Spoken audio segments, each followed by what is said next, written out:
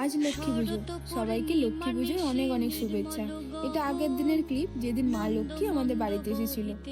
আগের দিন ওয়েদারটা খারাপ থাকলেও পুজোর দিন ওয়েদারটা বেশ ভালোই ছিল। এটা পুজোর দিনের আমি সকালবেলা একটু খেয়ে নিলাম, তারপর স্নান করে ছাদে গিয়ে ফুল ফুটেছিল তুলে আনলাম।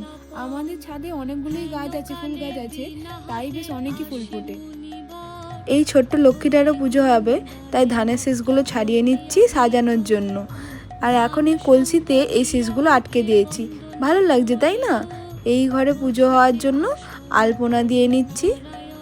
এইখানে একটা আলপনা দিয়েছি আর এখানে একটা আলপনা দিয়েছি।